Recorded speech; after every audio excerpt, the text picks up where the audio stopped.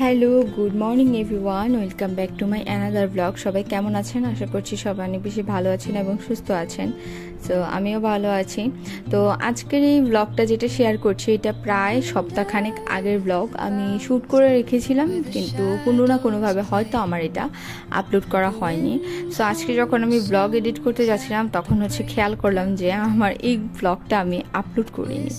তো যাই হোক, ভাবলাম আজকে এটাই শেয়ার করি আপনাদের সাথে। গত কিছুদিন আগে আপনারা দেখেছিলেন যে শুক্রবারে আমাদের একটা ইনভিটেশন ছিল অন্নপ্রাশনের। এটা সম্ভবত বৃহস্পতিবারের ব্লগ ছিল আমার। সো বৃহস্পতিবারে আমি লং ড্রাইভে গিয়েছিলাম হুট করে, প্ল্যান ছাড়া। তো সেই জন্য সম্ভবত এটা আর আমার এডিট করে পরে আপলোড করা হয়নি। তো যাই হোক, আমি সেদিনের ব্লগটাই দেখাচ্ছি আপনাদেরকে। তো তখন বেরিয়ে গিয়েছিলাম অন্নপ্রাশনের গিফট কেনার জন্য। আর স্নান করতে করতে আমার বিকাল মতো হয়ে গিয়েছিল, কারণ ট্রিপ এত বেশি ডিস্টার্ব করে। দেখা যায় যে চাইলেই সময় মতো কোনো কিছু করতে পারি না, একটা না একটা কাজে ব্যস্ততা থাকে আমার। আর এই যে দেখেন, আমার বাসার বাইরে ওয়েদারটা কত সুন্দর লাগছে, আকাশটা নীল একেবারে। আর এখানে এটা সম্ভবত মাধবীলতা গাছ ছিল, ছোট করে একদম কিনার বেয়ে উপরে উঠে গিয়েছে গাছটা। খুব সুন্দর লাগছিল, তাই না? আচ্ছা, যাই হোক, তো এখানে বাইরের ওয়েদারটা দেখতে দেখতে আমরা বেরিয়ে গেলাম। এখন যাব আড়ংয়ে গিফট কেনার জন্য, কারণ বাচ্চাদের জন্য আমার কাছে মনে হয় যে আড়ংয়ের জিনিসই বেস্ট, যেহেতু ফেব্রিকটা দেশীয় কোয়ালিটি থাকে বা সুতি ফেব্রিক থাকে। সো বাচ্চাদের জন্য ওইটাই পারফেক্ট, অ্যান্ড কোয়ালিটির ব্যাপারে তাদের কোনো কম্প্রোমাইজ নাই। যদিও সবসময় ডিজাইন সবকিছু পছন্দ হয় না, বাট হ্যাঁ, যেহেতু ছোট বাচ্চা নিউবর্ন বেবিরা পরবে, সো আমি চেষ্টা করি যে সবসময় এমন কোনো কিছু গিফট করা যেটা খুব কমফোর্টেবল। সো সেরকমই বেরিয়ে গেলাম, এখন চলে যাচ্ছি আড়ংয়ে।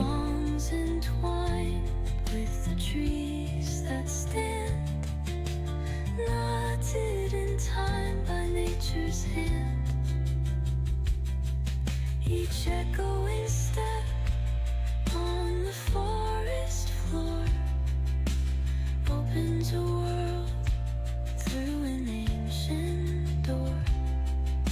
The silence alive, yet brimming with sound. In the arms of solitude I am found. Oh, whispering pines, sing me your tune.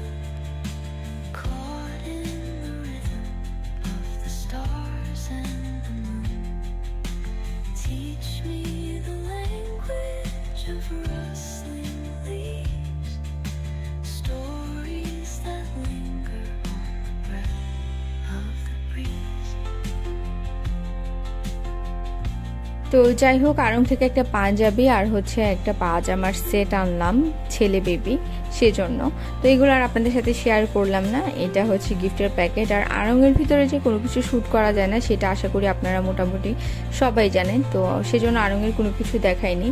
আর এখানে ফ্রেশ ট্রেশ হয়ে বসে গিয়েছি চা নিয়ে, চা খাচ্ছি।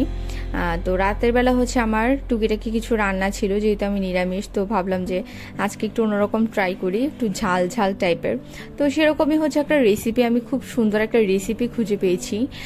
টমেটো, আলু আর বেগুন দিয়ে কোনো জল ছাড়া একদম দমে রেখে রেখে সিদ্ধ করা, খুব সুন্দর একটা রেসিপি। আমার রেসিপিটা দেখেই খুব লোভনীয় লাগছিল, তো ভাবলাম যে এটা আজকে ট্রাই করি। তো এই যে ট্রিভো এখানে বসে বসে টিভি দেখছিল। তো অ্যাকচুয়ালি সেদিন আমি গাল ফুলিয়েছিলাম আমার হাজব্যান্ডের সাথে, সেজন্য ওর সাথে আমার কথা হয়নি। সো এরকম আমি যখন গাল ফুলিয়ে থাকি, সে মোস্ট অফ দ্য টাইম আমাকে বিভিন্ন জিনিস সারপ্রাইজ দেয় বা কোথাও নিয়ে যায়। অ্যান্ড আমার গাল ফুলানোর কারণগুলো যদি আপনারা শুনেন, তাহলে হাসতে হাসতে আপনাদের পেট ব্যথা হয়ে যাবে। অনেকের অনেক মিসআন্ডারস্ট্যান্ডিংও হয়। আমি অ্যাকচুয়ালি আমার হাজব্যান্ডের সাথে গাল ফুলিয়ে থাকি, কিন্তু তারা ভাবে যে আমি তাদের সাথে গাল ফুলিয়ে আছি। এরকম অনেকের অনেক মিসআন্ডারস্ট্যান্ডিং এ পর্যন্ত অনেকবার হয়েছে, আমি এটা খেয়াল করেছি। তো যাই হোক, তারপর জাস্ট কথাটা মনে পড়লো, সেজন্য শেয়ার করলাম। তো আমি গাল ফুলেছিলাম, খুবই নগণ্য একটা বিষয় যে আমি যখন ফোন দিয়েছি তখন সে ফোনটা রিসিভ করেনি কেন, সেজন্য আমার গাল ফুলে গিয়েছিল। তো যাই হোক, এখানে রান্না বান্না বসিয়ে দিয়েছিলাম। তো অ্যাকচুয়ালি আমি নিজেও তখনও জানতাম না যে সে এসে বলবে যে চলো লং ড্রাইভে যাই আমরা। তো তখন অনেক রাতে আমরা বেরিয়েছিলাম, প্রায় 10:30 সাড়ে 10টায় আমরা বেরিয়েছিলাম ড্রাইভিংয়ে। তো যাই হোক, তখন তার আগে আমি এগুলো রান্না করছিলাম আর কি।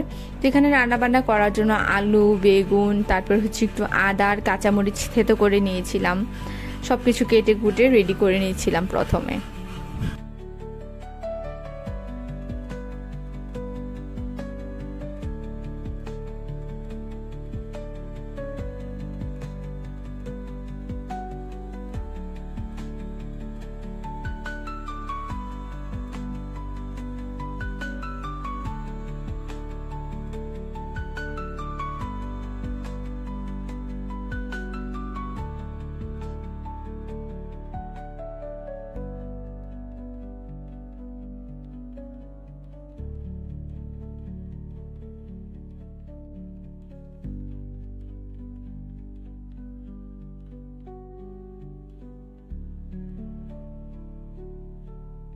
তো এই যে এখানে আমার সবকিছু রেডি, আলু, বেগুন, টমেটো, এরপর এখানে আমি মশলাও গুলে নিয়েছি, একটু বেসনও লাগবে এটা করার জন্য। তা এখানে হচ্ছে প্যানে তেল বসিয়ে দিয়েছি। এখানে প্রথমে একে একে বেগুন ভেজে নেব, তারপর আলুগুলোকে ভেজে নেব।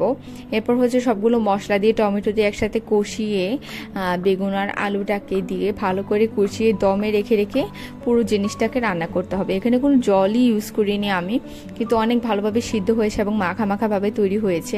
এত টেস্টি লাগছিল খেতে, সত্যি খুব ভালো হয়েছিল। ইভেন আমার বাচ্চা পর্যন্ত অনেক লাইক করেছে, কারণ ও তো ছোট মানুষ, সবজি তেমন খেতে পছন্দ করে না, বাট এই রেসিপিটা করার পর সে খুব পছন্দ করেছে।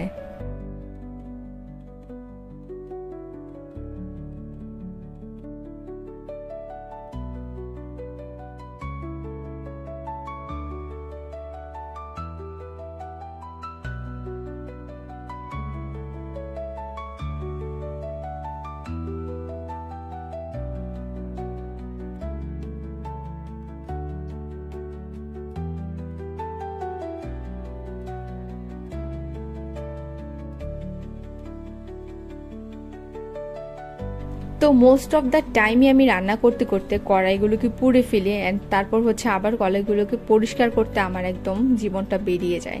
কিন্তু তারপরও কিছু করার নেই, ট্রাই করি ক্লিন করে রাখার। তো এই যে যাই হোক, এখানে সবগুলো মশলাকে আমি একটু ভেজে টেজে নিয়েছি। এবার হচ্ছে গোলা মশলা যেগুলো ছিল সেগুলোকে দিয়ে আমি ভালো করে কষিয়ে নিচ্ছি।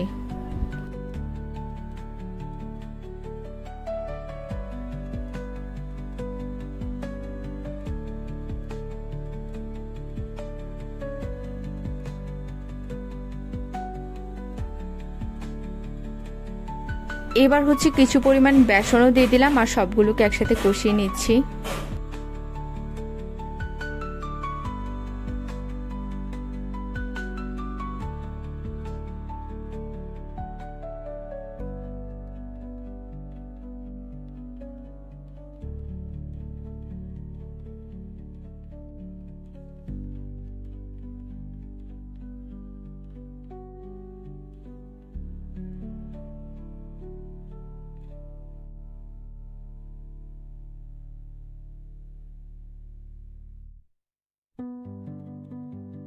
আর তারপর এখানে বেগুনও দিয়ে দিলাম। এবার হচ্ছে ভালো করে নেড়ে চেড়ে দমে রেখে রেখে বেশ কিছুক্ষণ সময় নিয়ে কষাবো, আর উপর থেকে শেষ পর্যন্ত ঘি দিয়ে গার্নিশ করে নেব।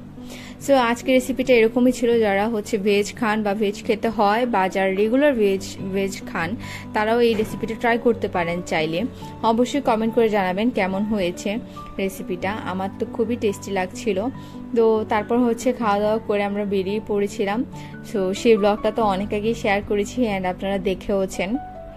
সো আমার আজকের ব্লগটা কেমন লেগেছে অবশ্যই সবাই আমাকে কমেন্ট করে জানাবেন। যদি ভালো লেগে থাকে তাহলে অবশ্যই আমার চ্যানেলে সাবস্ক্রাইব করে বেল আইকনে প্রেস করে দেবেন। অ্যান্ড আমাকে যদি ভালো লেগে থাকে তাহলে অবশ্যই ফ্রেন্ডস অ্যান্ড ফ্যামিলির সাথে শেয়ার করবেন। আর যারা রেগুলার আমার ব্লগ দেখেন তাদেরকে অসংখ্য ধন্যবাদ, এভাবে আমাকে সাপোর্ট করে যাবেন। সো দেখা হচ্ছে নেক্সট ব্লগে অ্যান্ড লাইভে। টিল দেন সবাই অনেক বেশি ভালো থাকবেন এবং সুস্থ থাকবেন। And now tata. আর এই হচ্ছে আমার প্লেটার। সো তারপর আমরা ডিনার করে নিয়েছিলাম।